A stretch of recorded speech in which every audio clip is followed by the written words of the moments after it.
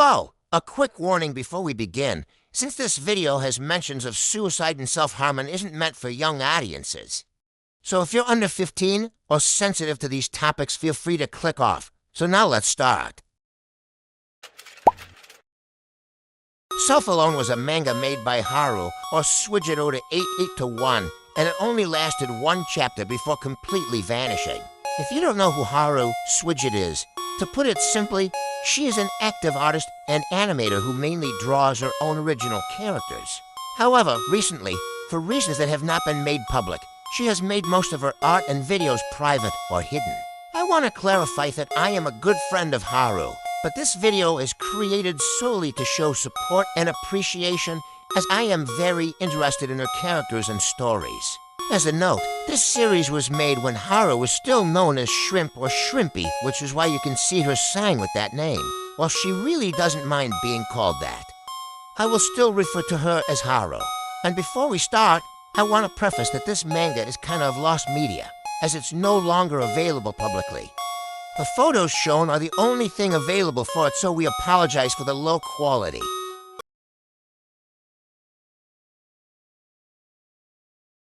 The chapter starts with the main character being bugged by her alarm clock, and mostly awakened by hunger. She decides to get up and go to the kitchen and searching the fridge for food. She finds it pretty empty and being left with no choice but to visit the grocery shop. The outside world was very eerie and quiet. However, the girl just refers to it as the usual. Finally reaching the store, the girl searches for the noodles section and finds the last pack, relieved. She reaches out, it's only to be surprised by another appearance. And that was the end, or at least what the chapter in the manga had to offer.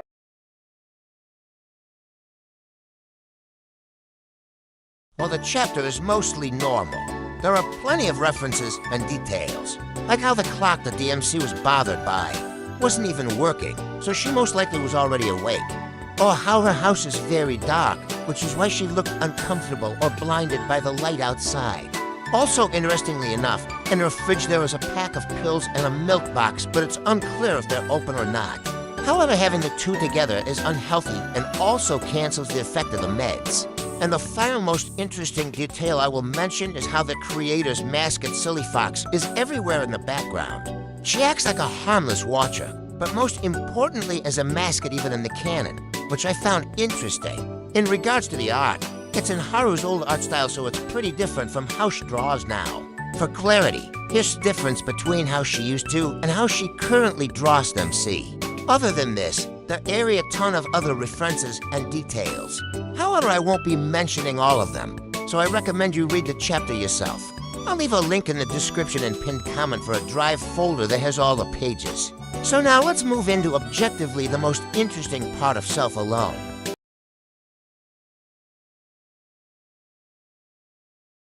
If you're watching this video, we can assume you are unfamiliar with Haru or her characters, especially for this video, Nanam aka the MC 4th Self-Alone manga. Nanam doesn't have a confirmed age like everyone in Yoronoma, but she is an adult. She lives alone in the Self-Alone timeline. However, she does get a caretaker in the future. The world Nanam in is a version of the original, that she was moved in after heavily disassociating from the real world, kind of like the backrooms. Hence why it seemed empty and lifeless. The time there is messed up and unstable, keeping you unaware of the actual time and unable to keep track of days, months, and years. And for all we know, she spent eternity there. There are some characters WoW are confirmed to have an appearance in the future, them being Suiji, Salmon, Lime Salad, Sozono, Blue and Purple, but they are no longer canon since they're now in the adaptable folder on Haru's Toy House. While the story is pretty cut and dry, it was actually meant to be something more. Haru said that the story was meant to express how Nanam eventually warmed up to the other girls in the span of 20 chapters max, however found herself losing interest and eventually dropped it. However, it's unclear how the story was meant to go aside from this one panel at a deleted storyboard of chapter 2 that I sadly can no longer find.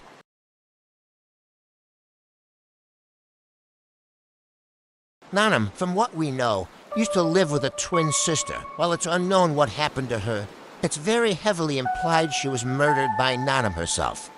As in Nanam's birthday drawing, she wishes she were alive with a bitter happy birthday at the end.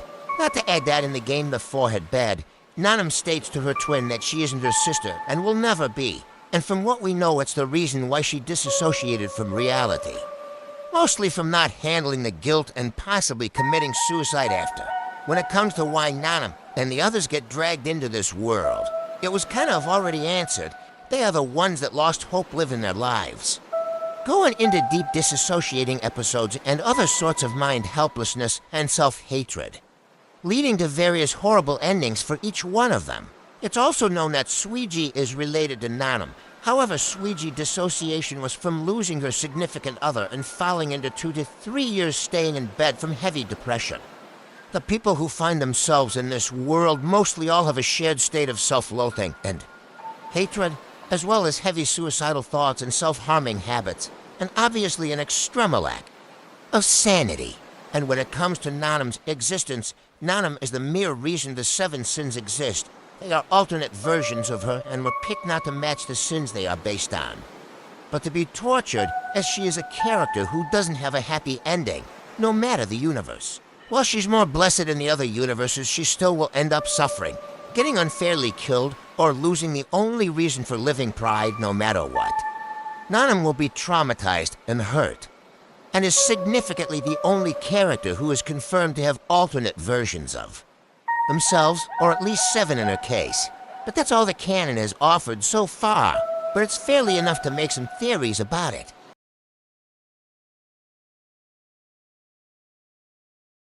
Me and the other writer of this video have made a few theories about the things connected to this world and some characters. Just a reminder that these theories use the canon info. That's just a base, but they aren't actually canon, so don't take it as that. Now let us list some theories. During the first chapter, with Nanam being outside, Silly Fox kept making random appearances in the background without any actual effects to Nanam's path or story progress. Silly Fox just watched, which was weird because even inside the grocery store, Silly Fox was there. Inside the vending machine is a mascot for the water, which might be why Nanam said, "Excuse me," after entering in case anyone else was there, as if she knew she was being watched. This makes me wonder if Nanam met Silly Fox before. Despite her rarely leaving the house, to now Silly Fox is on another level from the people of this world, with her being a higher being.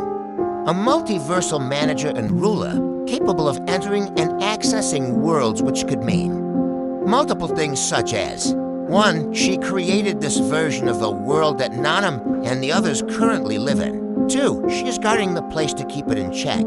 3, she's there because she can or and is bored. Whatever it is, it's probably not really done with good intentions. This is going to be a long one, so hear me out. Thinking of it logically, everyone who is or was a part of this world was connected to Nanam in some way. Suiji is related to Nanam, and Sam and Chan was friends or knew Pride in the past, and as stated before, Pride is an alternate version of Nanam.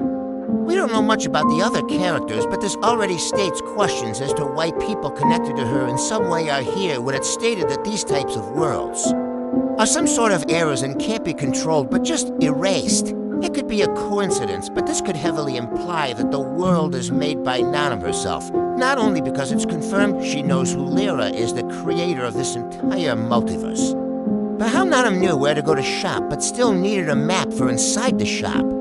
A world that is a familiar replica of original town is oddly specific when you think about it. And a strange choice because it's actually known that these worlds don't really match the places they are based on. For example, in Cherry's time loop, there was nothing beyond the bit of surrounding at her school. The place was distorted. It looped and there was no way out. Not to mention that time didn't make sense in her version. So why does Nanam's clock stay on 8 instead of moving distortedly? And why is she so comfortable and familiar with her surroundings, as if she was familiar with this world since the beginning? It could be that it is based on the town she was born in and she was there long. But considering back then Suiji in one of the deleted scripts for CH2 knew how many years has passed since they were here, 2 years, and with the fact that Nanam never left her house often, it shouldn't be that familiar, and Suiji shouldn't really notice the years passing.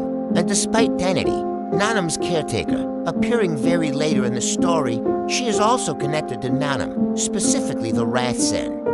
And if this world was an actual timeless place with no real direction, she wouldn't really be able to get in, as even the sins get lost in their own worlds. So for a humanless supernal to find that easy to get in and leave often is strange. It could be that she was called by Nanam's world because she has a connection to it, which can only be explained by Nanam being the owner of this entire world that Lyra made for her. It could be that she made a deal with Lyra to have a world that doesn't have anyone in it to do what she wants, and in exchange Lyra can torture her, or her other selves however she pleases, as Nanam is one of the most empathetic and hopeless characters. However, there is still not a final nail to secure this theory.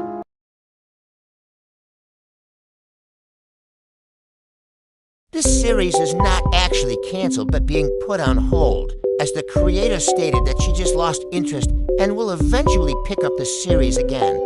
Here's the message. Well, for me it was just a passion project that I lost interest in and dropped. The story was meant to be just a silly adventure of the characters, and how Nanam warmed up to them, even though she was still haunted by her past. It wasn't meant to go for long either way, 20 chapters max, and was just testing. I don't see myself picking up the story again soon, but I don't want to consider it as cancelled. Maybe in the future I'll bring it back. Somehow, Lao. So for now, we don't know what to expect. However, by Nanam not really being in the main character folder, it will just be considered as a side story if it ever will be mentioned again. That's why we love to make this video in its memory, making sure the story will never be forgotten, as the entirety of Haru's series have complicated stories and feelings surrounding them. We're sure that this series won't be any different. And that's all. Thank you for watching, and have you a great day.